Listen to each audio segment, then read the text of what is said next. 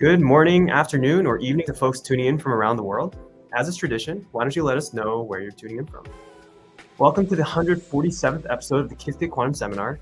Just a reminder that the seminar takes place every Friday at noon Eastern Time and will be hosted on this Qiskit YouTube channel. You can always subscribe to go back and catch up on anything you missed, but you can only ask questions here live now during the seminar. I'm Derek Wong, a research scientist at IBM Quantum, and I'll be your host today. And of course, there's a lot of care and effort that goes into these seminars, so I'd like to thank our producer, Zlatko Manev, video producer, Paul Searle, and managing producer, Olivia Lanes. Today, we'll be hearing a talk by Maria Violars, who will speak about purifying the daemon. Does quantum erasure cost more than you remember? Maria Violars is a PhD student researching the foundations of quantum information at the University of Oxford, where she works with Chiara Marletto and Vlatko Vedril. Her research interests include quantum thermodynamics, quantum measurement paradoxes, and the locality of quantum theory.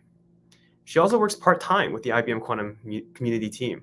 Not only is she a co-host of this series, she has created a video series to demystify quantum paradoxes using quantum circuits and Qiskit, alongside blogs and tutorials.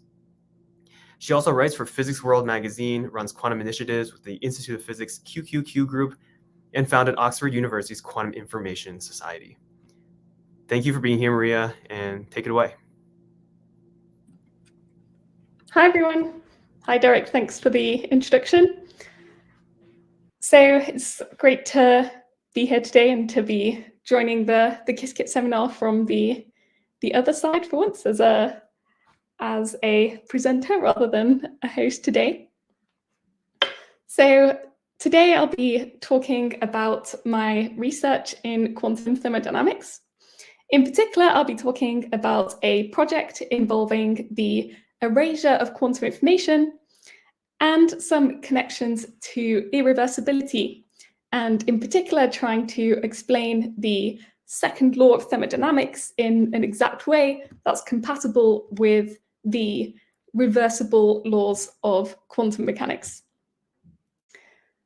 So before I fully get started with the proper talk, I just wanted to mention this quantum paradoxes series that I've been working on with the Qiskit team, as Derek mentioned in the introduction. So in this series, which is on the Qiskit YouTube channel, I have lots of videos taking quantum thought experiments and explaining them using quantum circuits and mapping them onto quantum circuits that you can then run on quantum computers. And each video comes along with a blog post and a code tutorial so that you can run things yourself. And yeah, there's lots of videos out already. There's a few more coming out in the next few weeks, and I encourage you to check them out if you're interested. And in particular, there's one of these videos from about a year ago now about the quantum Maxwell's daemon paradox, which is very relevant to what I'll be talking about today. So if you find the things I talk about today interesting and want to find out more about presenting them on a quantum computer, I recommend that video.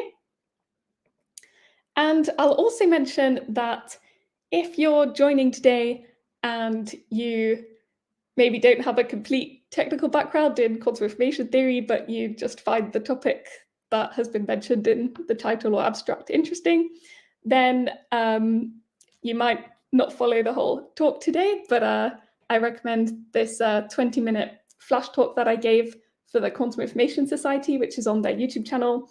And I gave that in a way that's very accessible to everyone, whatever your background is. So yeah, that starts 47 minutes into that video there.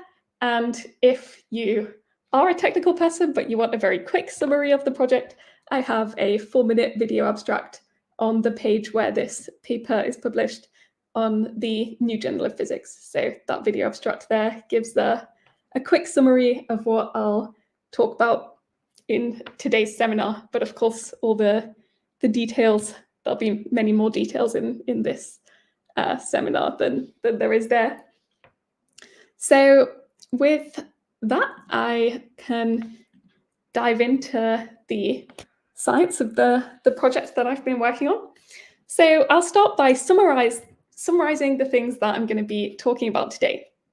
So first, I want to introduce the problem overall that I'm trying to solve, which is how can an exact form of irreversibility be compatible with unitary quantum theory? So since quantum theory is unitary, that means everything is reversible. And how can we make that compatible with some kind of exact arrow of time in nature? So I'll start by introducing the background of that question. And then I will give a quantum model that I've been working on for an exact type of irreversibility that's consistent with the unitary quantum theory. And this is based on a theory called constructor theory, which I'll also tell you more about, so don't worry if you've not heard much about that. And finally, I'll apply these ideas to the erasure of quantum information, which becomes really important in a thought experiment called Maxwell's demon, and in particular in the quantum version of that thought experiment. And that will be using a machine made of qubits called the quantum homogenizer. So you'll find out a lot more about that later. So let's start by discussing this problem of irreversibility. In everyday life, we see irreversibility all around us. You may yourself have experienced, for example, scrambling an egg, if you've ever made an omelette or a pancake. And we see irreversibility in that we can scramble eggs in everyday life, but we can't unscramble them. And so the problem is, how do we connect this with the reversibility of the laws of quantum mechanics? So in quantum mechanics, our underlying laws are all unitary. So using the language of quantum computing, if we have a unitary that describes a gate that we can apply in a quantum computer, it's always possible to apply the reverse unitary to undo the first one. So everything that we can do forwards on a quantum computer, we can always apply the reverse gate and invert it so that we've done the reverse. So everything that can be done forwards can be done backwards in this sense. So this seems kind of strange. How do we reconcile these ideas of having irreversibility in the macroscopic world, which must ultimately emerge from quantum mechanics if it is a good theory for explaining our reality? And yet we know that any quantum operation that can be done forwards, we can always, the reverse operation is always physically allowed. So a common way to, so I'll also note that this isn't specifically a quantum problem, because even classical mechanics is reversible in this sense that when you zoom into the microscopic scale, everything allowed forwards is allowed backwards. So this is a classical problem as well. And there's an approach that you can think of trying to solve this problem using statistical mechanics. So the idea of solving this problem with statistical mechanics is that, and I think it's come out a bit strangely on the screen, but these are all lots of dots. And what we're imagining here is that we're mapping the states of the egg that we're scrambling each onto a dot here. So normally we call these like microstates.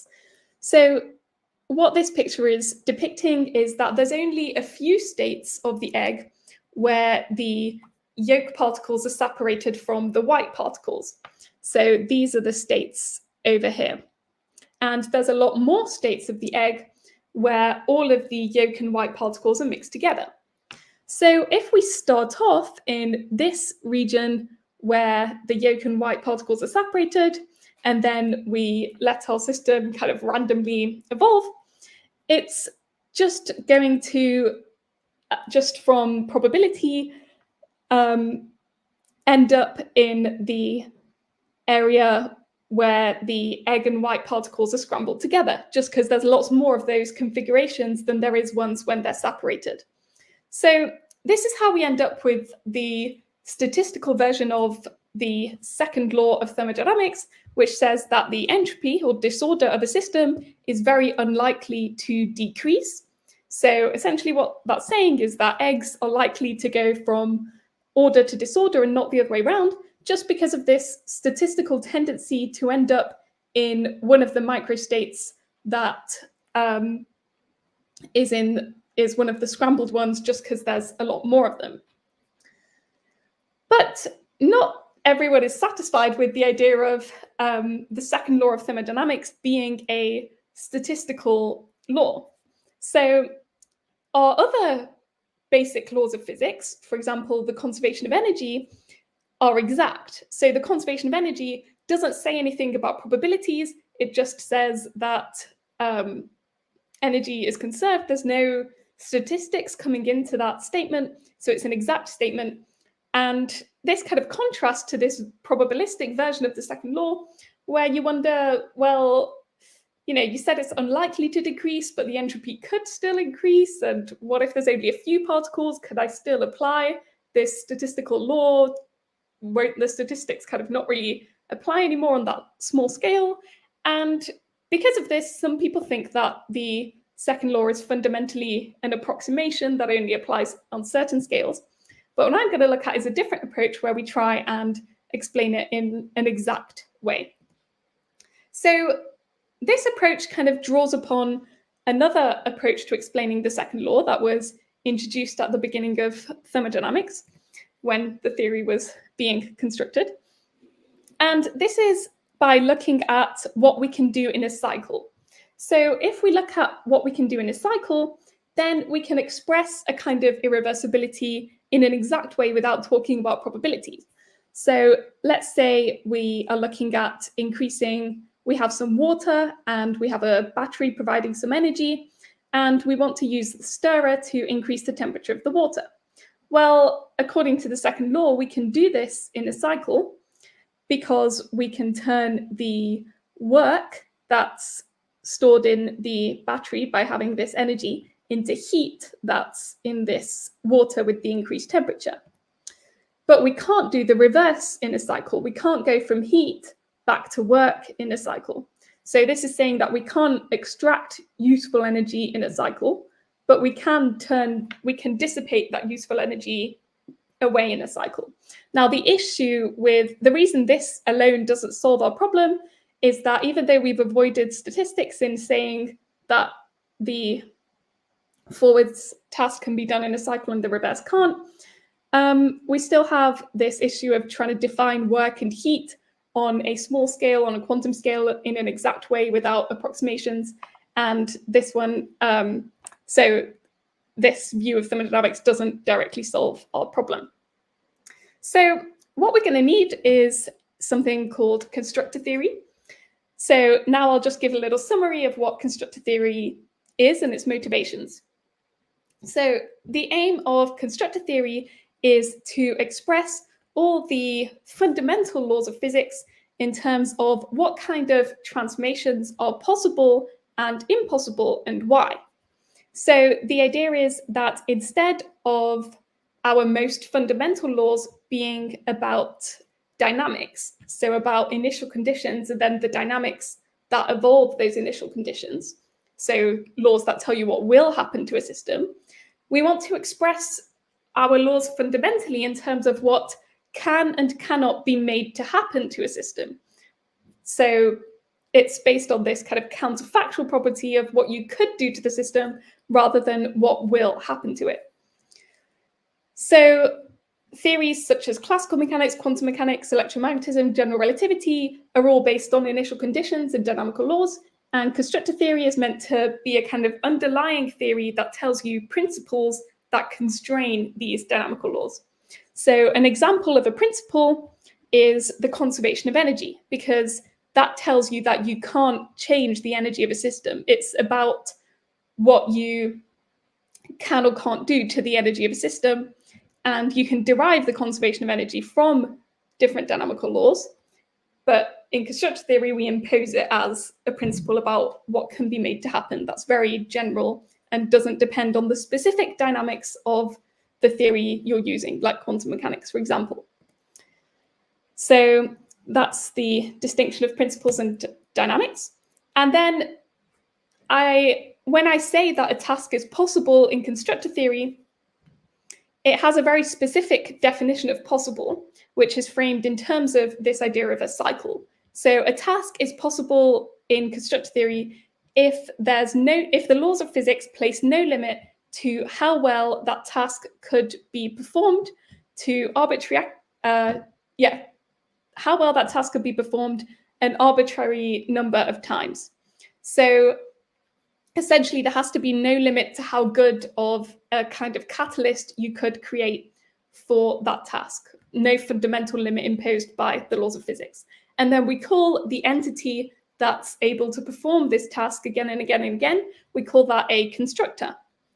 And an example of a constructor in kind of everyday life would be, for example, a chemical catalyst that enables a transformation to occur and then retains the ability to perform it again. Or like an enzyme in biology is an example of that. And to use the earlier example, you can think of a mechanical stirrer that increases the temperature of our water as a constructor, because the stirrer has the ability to increase the temperature of the water when given the water and the battery. And at the end of this task, the stirrer retains the ability to perform that task again if it's again presented with the water and the battery. So it's a constructor for the task of increasing the water's temperature. And to use the egg example that I mentioned earlier, a whisk is a catalyst or a constructor for scrambling an egg because it retains the ability to scramble the egg over and over again. Whereas there's no constructor for unscrambling an egg because there isn't a system that can unscramble the egg without consuming lots of resources, which is what prevents it from being able to perform the task again and again and again. So using these ideas, we can define a new kind of irreversibility that can be expressed in an exact way. And this is constructor-based irreversibility. So in constructor theory, this is just denoting a possible task that takes some system from state X to some state Y. And this is denoting we call it the transpose task, which is when you kind of flip the inputs and outputs. So this is the task of going from Y back to X. And what we can have is that the forwards task is possible in this constructor theory sense of being able to be done in a cycle, with the reverse task being impossible, even with the underlying dynamics being reversible and symmetric with time. So that's the cool thing about this kind of irreversibility. So using the example of the water, the stirrer is a constructor for increasing the temperature of the water. So increasing the temperature is a possible task, whereas decreasing the temperature is an impossible task. So now let's get onto some quantum physics. So in this paper that I wrote with Chiara Marletto, we introduced this quantum model for a constructor where the aim was to explicitly show within the formalism of quantum mechanics how it can be the case that a certain transformation is possible in a cycle while the reverse transformation is impossible in a cycle, even when all our dynamics are unitary as they are described by fully unitary reversible quantum mechanics. So let's go through this example. So we're looking at the task of taking a system from state X to state Y. So let's represent this by a density matrix of some quantum system in state rho X to some state rho Y. And we start with this tensor product of a state for our constructor system, the thing which may or may not turn out to be a constructor for the task, which we'll see later. And we have a system this is the system that we're trying to perform the task on. So let's see what we can look at here is we can consider rho X, and we have rho X, and So we have two inputs to a unitary gate here. One of them is the system, rho x, and the other one is the constructor system. And what I've written here with this set, so this notation means I'm describing a set of states, is I'm considering the set of possible states where if I let them interact with this input state, rho x, by some unitary interaction, as an output state, I'll get rho y, and rho y will, so that's what will happen to my system qubit, and my constructor qubit will end up in some other state that's in this set that I've denoted here. So we have the constructor and system as input, and the output is that the system ends up in rho y, and the constructor system ends up in some other state. So this is just what happens if we try and implement the task once. The task can be implemented once by systems in this set of states. What if we want to do it more than once? Because the point is that a constructor can do this arbitrarily many times. So then we need to consider the set of states that can do the task once and then can do it again. And each time it has to be able to take our system from rho x to rho y and then retain the ability to perform the task again, so it can take another system from rho x to rho y when it interacts with it using this unitary. So we can keep going with this cycle and extend it to using the constructor n times. So what we have here is the set of states of systems, quantum systems, that have the ability to perform this task of taking rho x to rho y n times. So this is the set of systems that can do the task that number of times. And using our definition of a constructor, we want to define a constructor as something which can do this task arbitrarily many times. So what we do is we take this limit of the number of times that we can perform the task up to infinity, and we define the set of states that can be a constructor in terms of the limit of this set of states as we take n towards infinity. So now we can define our condition for a task being possible in quantum mechanics in terms of this. So if there exists this set, when we take n to infinity, then we say that the task is possible because there exists a constructor for the task. So that's nice, we have this definition. But one thing I want to point out is that this kind of idealized perfect constructor that can perform a task arbitrarily many times to perfect accuracy will never actually exist. So any physical system we actually look at will always have some errors and will never genuinely be able to physically perform the task arbitrarily many times. But as long as the laws of physics place no limit to how much we can reduce those errors, then the task will still be possible, and we can always make our constructors, our kind of approximate physical constructor, better and better and better to kind of approach this perfect constructor. So we can imagine making an even better constructor that can do one n+1 times and so on. And the idea is that we can kind of take this these sets as far as we want if there's no limit to how good a constructor we can make, even though we can't actually make the real limiting perfect constructor. So that's just a note to keep in mind about the physical meaning of a constructor here.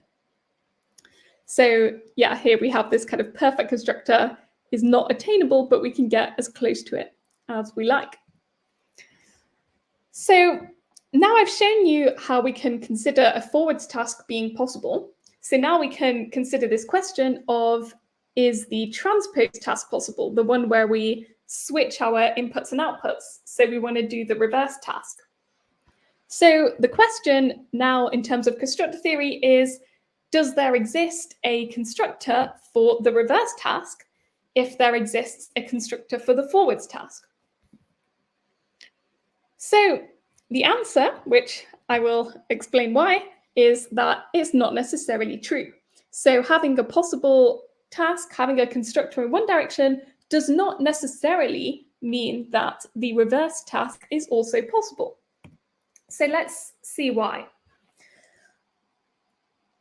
Let's go back to this example where I have some system that can do the task n times, and I let it interact with my row x's n times with this unitary u to end up at this final system with all these row y's. Now, because everything was unitary and all the laws of quantum mechanics are reversible if it's unitary, then what we could do is reverse all the dynamics. So what would that give us? If we did all these steps, then reverse the dynamics, we'd end up with a situation where,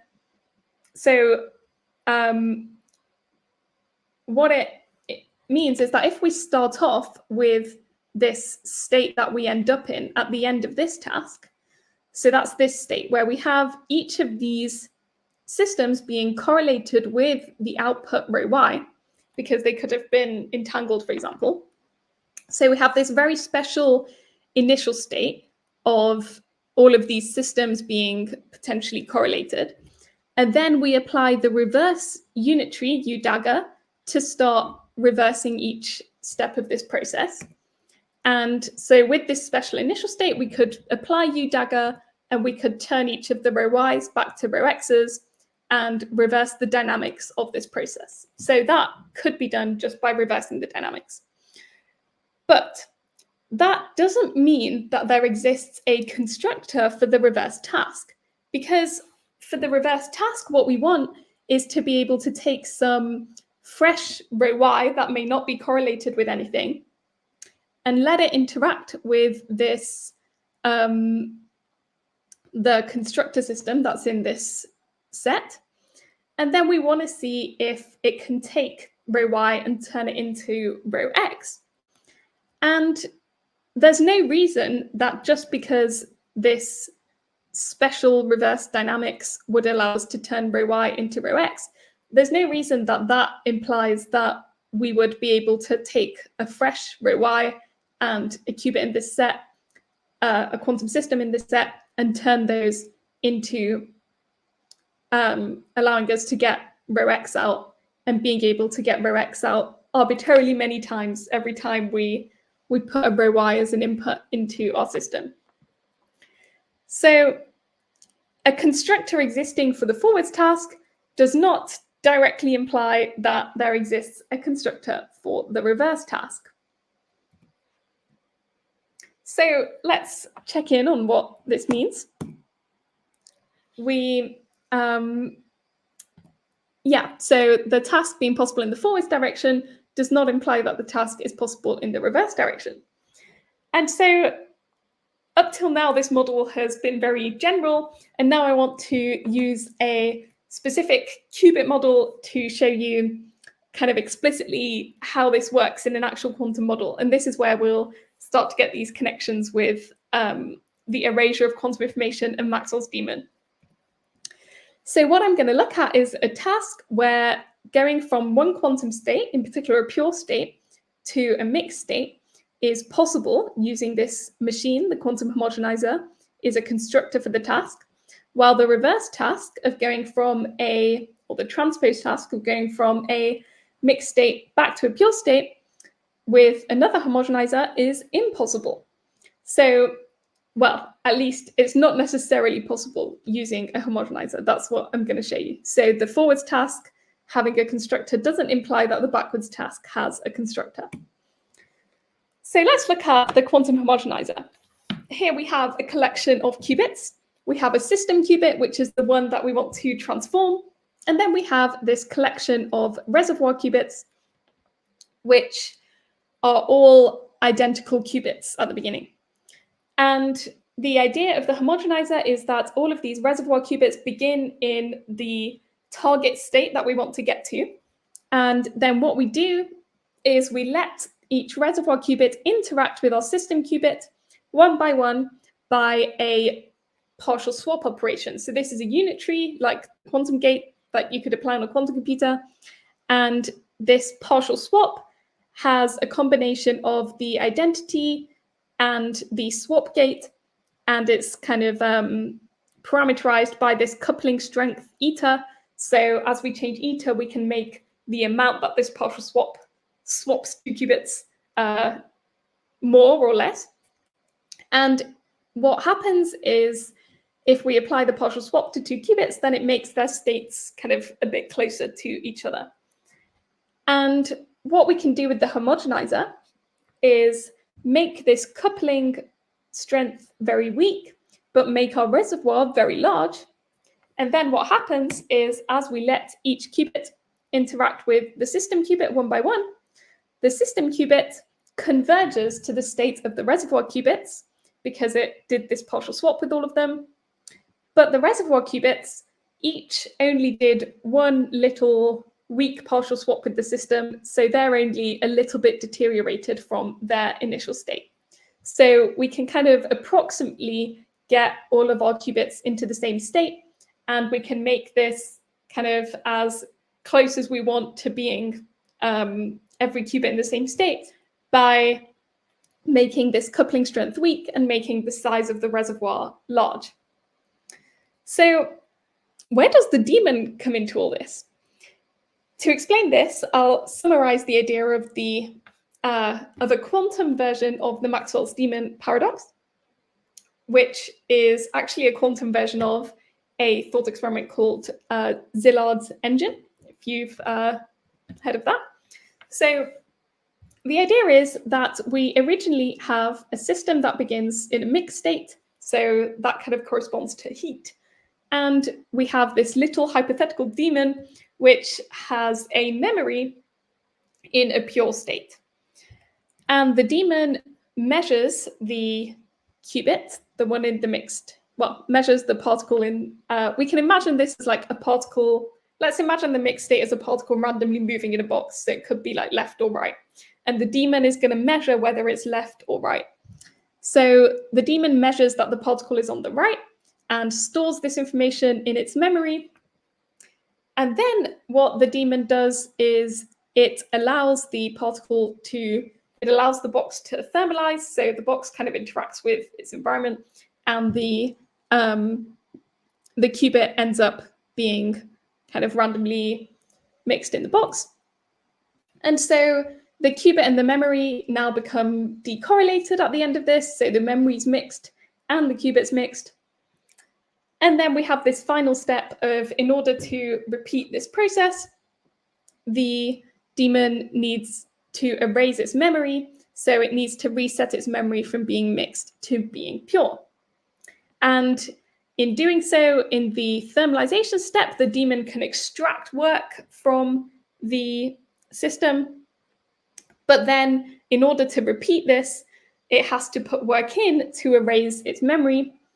So this is why the daemon can't kind of violate the second law of thermodynamics and just turn heat into work, because it has to put work back in order to complete the cycle and do this over and over again. So originally this was kind of seen as a paradox because it was thought that the daemon can extract work kind of for free without having to pay anything. And then it was proved that actually work needs to go in to erase information because of the physical properties of information.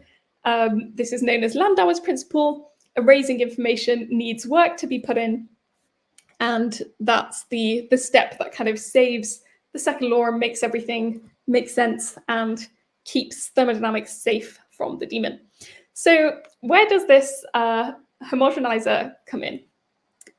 We could imagine using this quantum homogenizer to turn a mixed memory into a pure memory. So to turn a mixed qubit to a pure qubit. So that's the kind of task that we could perform with the homogenizer if we wanted to physically implement turning a mixed state to a pure state. Because note that turning mixed states to pure states is something that you can't do in an exact way unitarily in quantum mechanics. So you have to use some kind of extra system in order to approximately transform it. And yeah, this is the homogenizer is like a candidate machine that you could imagine using in order to do this resetting process.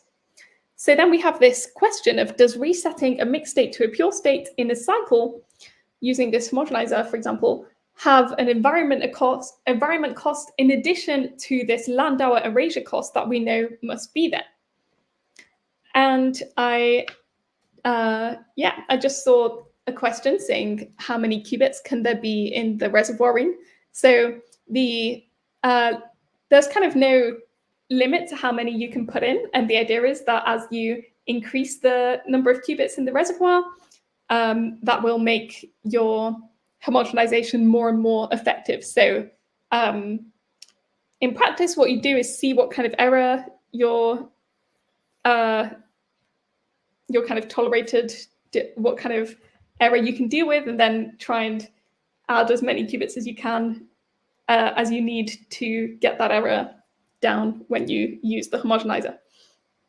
So let's consider, so what I have been looking at is reusing the quantum homogenizer. So the homogenizer was proposed in, I have the reference to the paper here, it was proposed in 2001 as this kind of model for turning a system from one state to another state to arbitrary accuracy. And then what I've been looking at is reusing the homogenizer to kind of see if it's a constructor for certain tasks, essentially.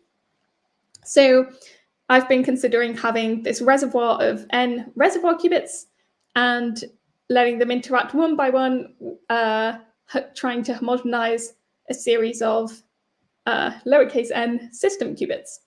So I like to imagine these on circles, where we imagine spinning the blue one, the homogenizer one, n times, little n times, and the other one kind of spins around once in total, because we try and homogenize each system qubit.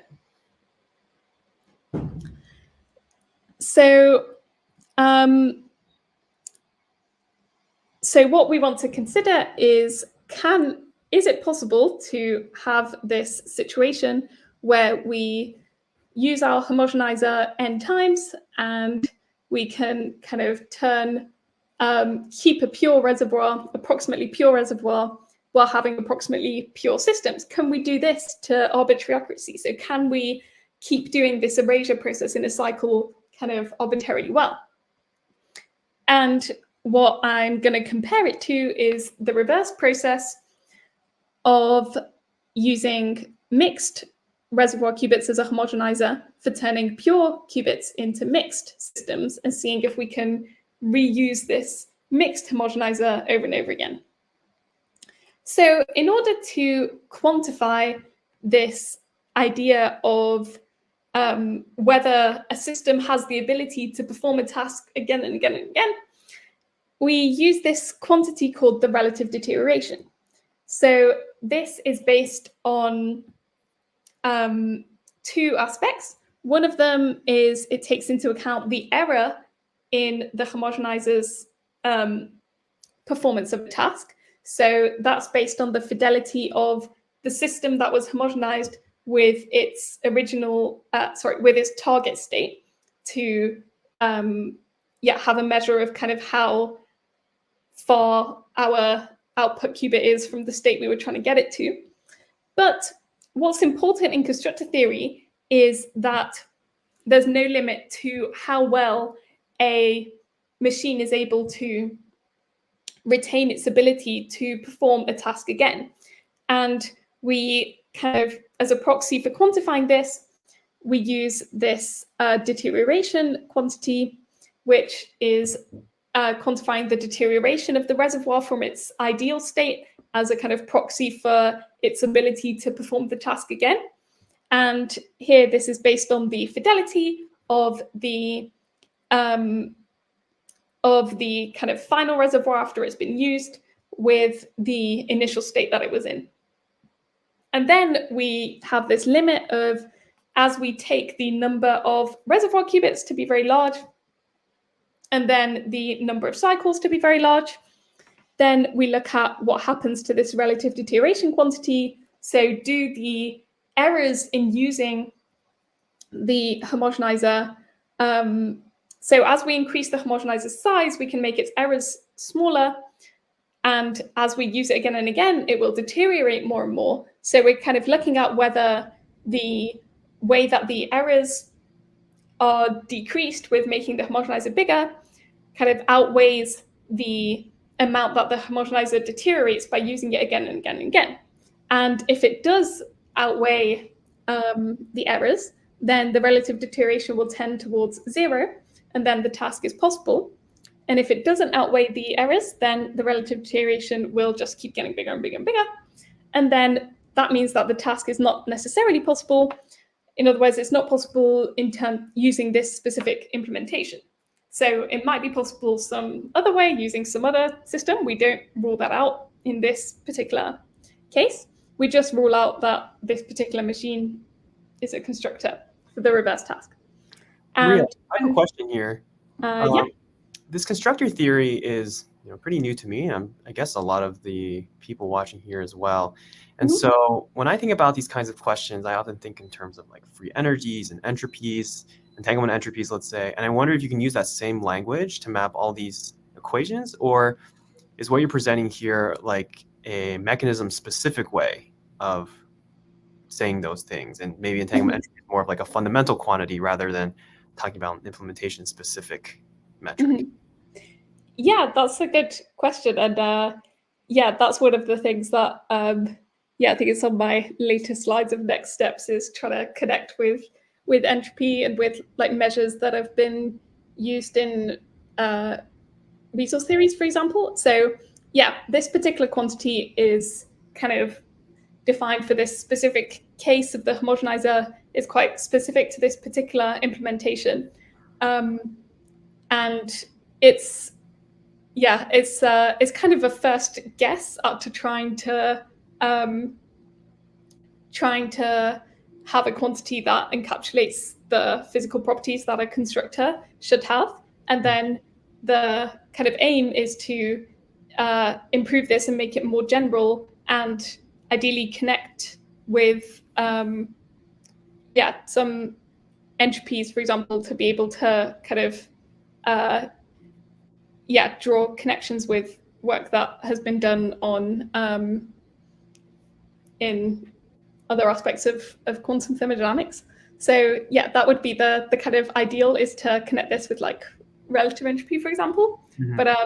But we don't currently haven't currently made that connection. But yeah, we want to generalize this so that it's not specifically for the homogenizer, but you'd be able to put any kind of system in and be able to consider whether, or at least write down the condition for whether it's a constructor or not, in terms of kind of generalize what the error is in general, what the deterioration is in general. As some of the difficulty with doing that comes, or with at least with connecting it to existing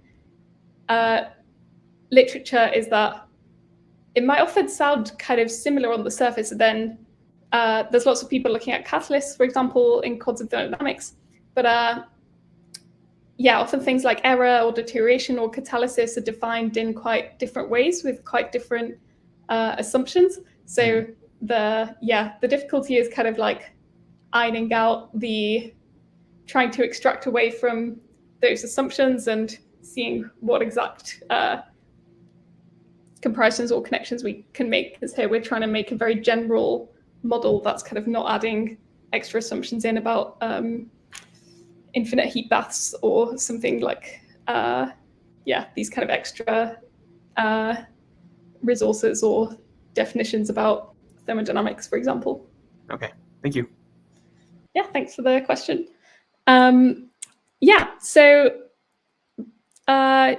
I did some calculations kind of looking at this relative deterioration quantity for the case of having weak coupling in this homogenizer. And then you can see this kind of asymmetry in the behavior of this relative deterioration quantity for the homogenizer. when we look at this limit of a large size of the homogenizer and large number of cycles. And in order to do these calculations for large numbers, I needed to do these calculations with a certain approximation of neglecting some of the entanglement in the calculations, because the problem gets big very quickly and difficult to do analytically. But I also used Qiskit to help with some exact simulations for just a small number of qubits, just to check that this approximation was not the kind of underlying cause of the irreversibility somehow. So I just thought I'd mention that too. So yeah, even when we kind of make sure that we get rid of any potential loopholes of irreversibility sneaking in via some other source, we can see this difference in the relative deterioration in the mixed to pure and pure to mixed case. So yeah, so just to summarize that, we see this difference, that when we use the pure to mixed transformation, we get a difference in the behavior of the relative deterioration from the mixed to pure transformation. So we have this asymmetry, which suggests that in the if we want to use a machine in a cycle to do the erasure step of the memory erasure of Maxwell's demon, then we can't do that over and over again in a cycle in this constructor theoretic sense of being able to do it to arbitrary accuracy, because we have this limit of there not necessarily being a constructor for that task. So that's the kind of explicit homogenizer model.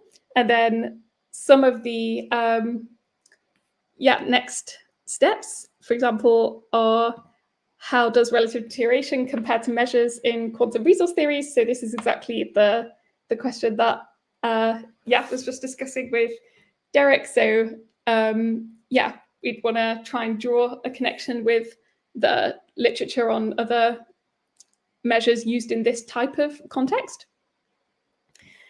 Something that I would really like to do is have a general model for a constructor in quantum theory. So also, as we mentioned earlier, not specific to the quantum homogenizer, but something that you can generalize to any system that also incorporates imperfect tasks. So in the kind of general model that I gave to show that the irreversibility is compatible with unitary dynamics, I just showed you like rho x going to rho y in an exact way, but we want to incorporate an error in taking x to y, and then kind of incorporate this idea of being able to do this transformation to arbitrary accuracy rather than perfect accuracy, and then try and get some kind of generalized version of the relative deterioration in this context. And another interesting aspect would be to express this full Szilard engine cycle of kind of having the daemon trying to extract work and erasing its memory in a dynamics independent way using constructor theory, because the aim of constructor theory is to kind of express everything without necessarily needing quantum dynamics, for example. And I think it would be really cool to be able to kind of explain all of these steps that the daemon's taking in a fully dynamics independent way, and kind of really see how these properties of erasing information and measuring all can all be taken into account in a really precise, full way. I think that would help with kind of having a robust version of this daemon experiment, which has caused lots of controversy, still causes lots of controversy. There's like entire conferences about Landauer's principle still happening. So I think that would be very cool. And here I just have a kind of list of some papers on various things. So this is the paper that this project that I've presented is based on. It's also related to this other paper on this constructor-based irreversibility, presenting it and implementing it using photons, implementing a homogenizer experimentally. I have another paper on implementing it using NMR. Another paper looking at coherent and incoherent models of the homogenizer. So basically showing that even if we kind of make an incoherent version of this and we take away some of the interference effects, this asymmetry would still hold. And if you're interested in kind of how else the principles of constructor theory have been applied to various aspects of quantum mechanics, I can recommend a few papers. There's this interesting area of trying to witness non-classicality. So trying to, if we take an unknown system and we don't know whether it's kind of got quantum properties or not, for example, gravity, there's a paper on using constructor theory to have an experimental test for that. And there's a paper on looking at this test for non-classicality like over time, using conservation laws. And there's also some recent work on trying to connect the formalism of constructor theory with process theories. So currently constructor theory is based on set theory, that's the kind of mathematical underpinning. And some researchers have kind of found connections with the formalism of process theories that are kind of working on trying to bridge some, make some connections there. So if that's something you're interested in, you can check that out. So now I'll just summarize everything before opening up for any questions. So in summary, in constructor theory, we can consider a task and the transposed task. And these tasks are stated as in exact terms.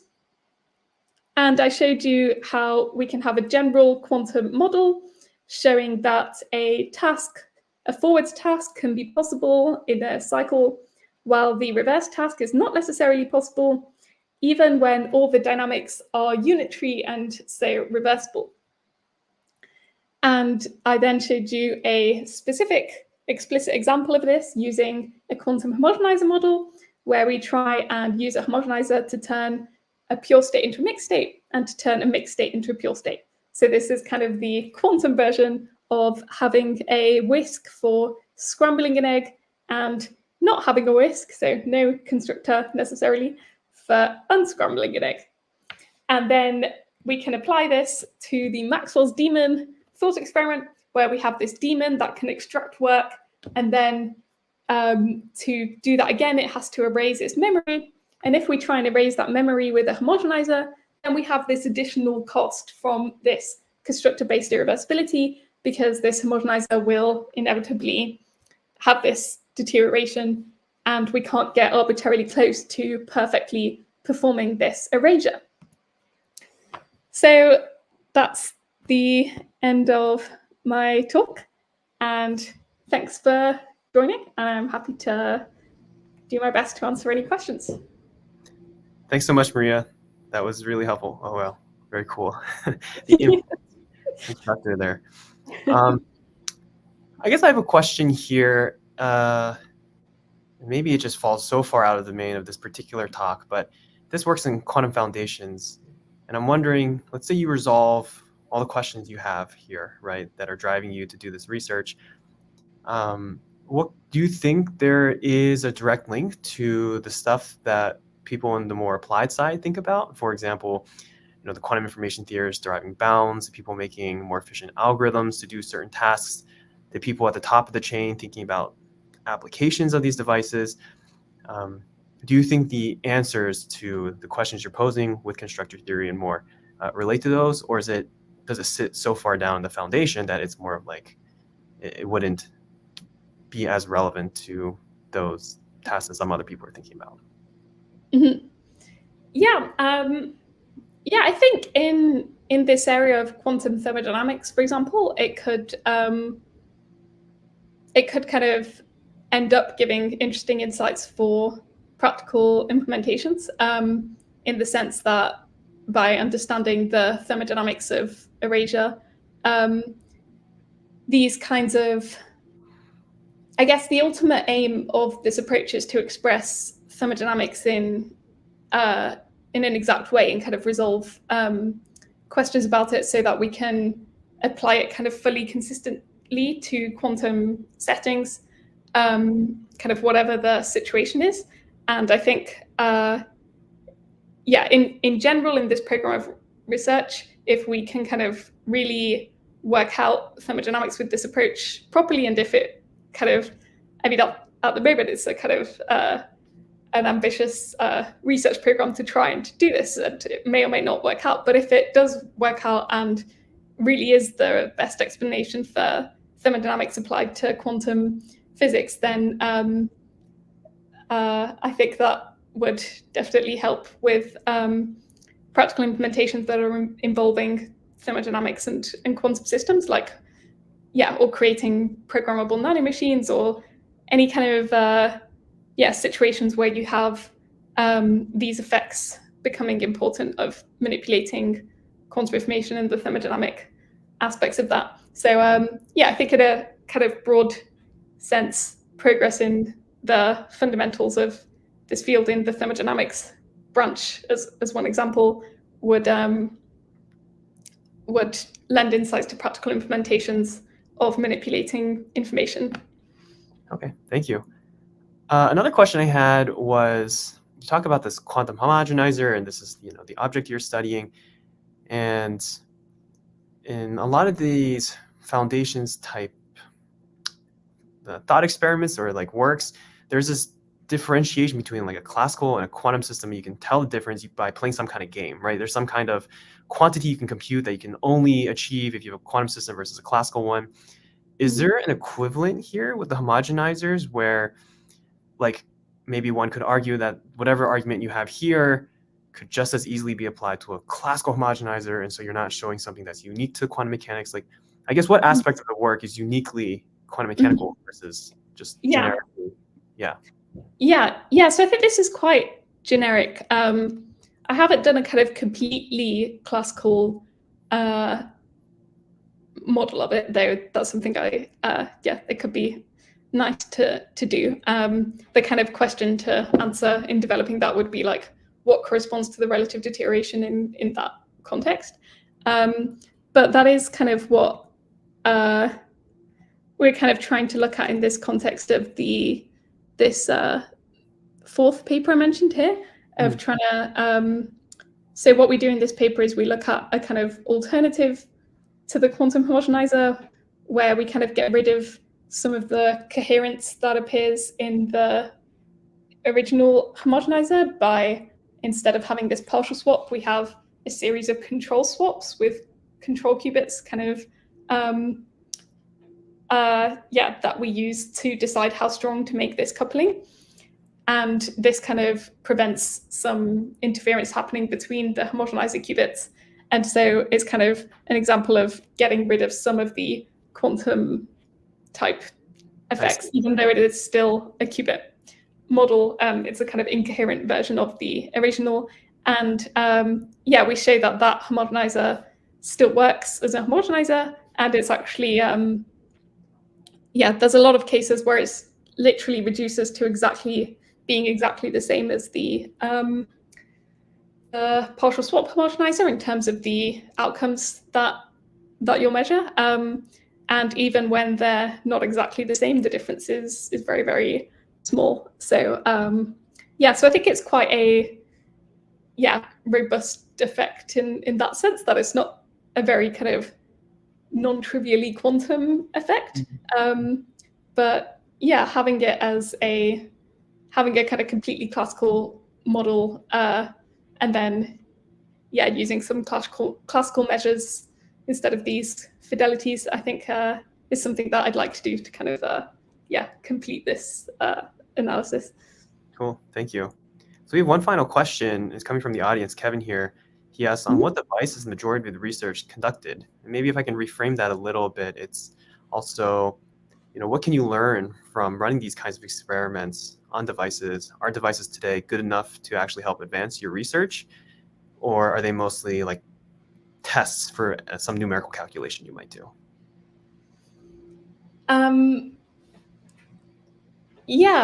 I think we kind of